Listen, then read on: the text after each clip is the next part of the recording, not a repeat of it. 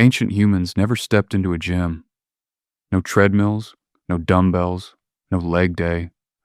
And yet, they were leaner, stronger, and had better hearts than most humans alive today. So here's the question that should break your brain. If they never exercised, why were they in better shape than us? Today, exercise is something we schedule. We block out an hour, put on the right shoes, maybe hate every second of it. But for tens of thousands of years, humans didn't work out because their entire life was the workout. In this video, you'll learn why deliberate exercise didn't exist for most of human history, what their bodies actually did instead, and one surprising, very human activity that quietly kept them in shape too. By the end, you'll understand why your gym membership might be solving a problem ancient humans never had, and you'll never look at a rest day the same way again. Here's the first thing to understand. Ancient humans didn't move because they wanted six-pack abs. They moved because if they didn't eat. A hunter-gatherer walked an average of 9 to 15 kilometers a day, not on a treadmill, but across real terrain, tracking animals, carrying tools, climbing to scout for danger. There was no rest day. If the tribe needed food, you moved, whether your legs were sore or not. Researchers who studied the Hadza people of Tanzania, one of the last true hunter-gatherer tribes on Earth, found their daily energy expenditure was surprisingly close to modern humans.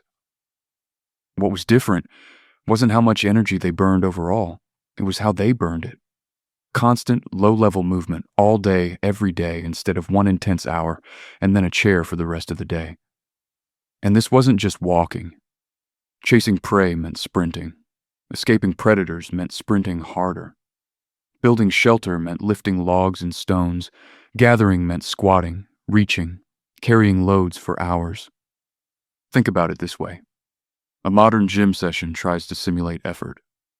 Ancient life was the effort. There was no separation between workout and life. It was all one continuous, physical existence. Now here's a twist. Ancient humans weren't moving all the time. In fact, they rested a lot.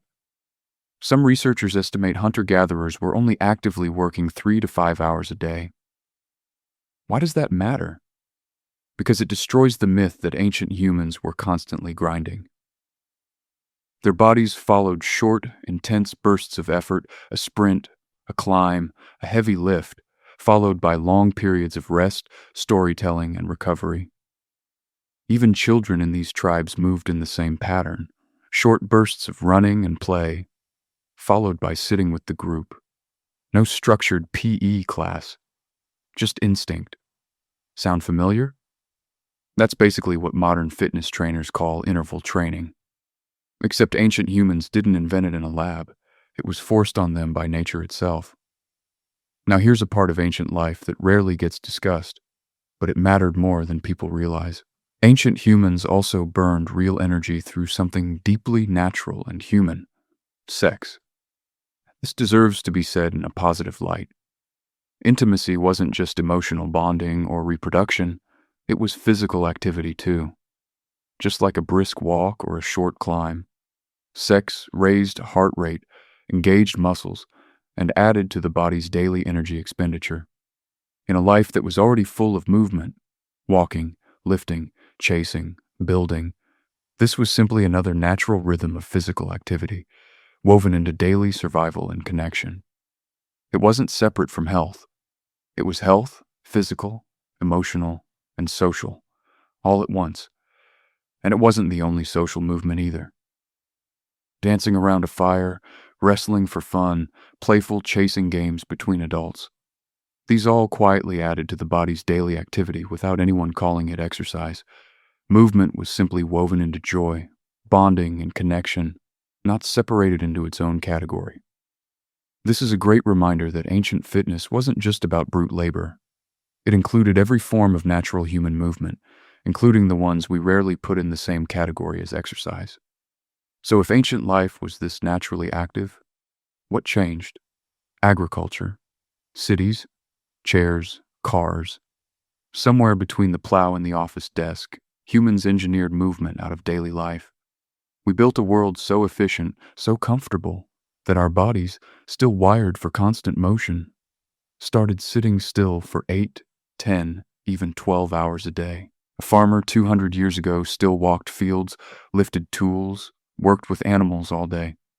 But the modern office worker sits at a desk, drives to work, sits in meetings, drives home, sits on a couch. The body didn't change. The environment around it did. And that's the real twist here. The gym wasn't invented because humans discovered fitness. The gym was invented because we accidentally removed fitness from everyday life and had to build it back, artificially, in a room with mirrors. And here's the most important part of all this. Ancient humans didn't have better bodies because they trained harder than us. They had better bodies because movement was unavoidable.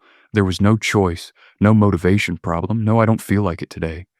We now spend money, time, and willpower trying to recreate what used to happen automatically, just by being alive. The modern gym isn't proof that humans evolved to need exercise.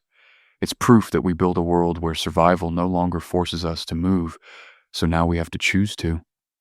Every single day, we're fighting our own convenience just to feel the way our ancestors felt by accident. So the next time you dread a workout, remember this.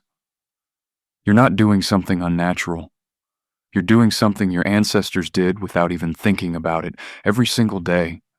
Just to stay alive. The only real difference? They didn't need motivation.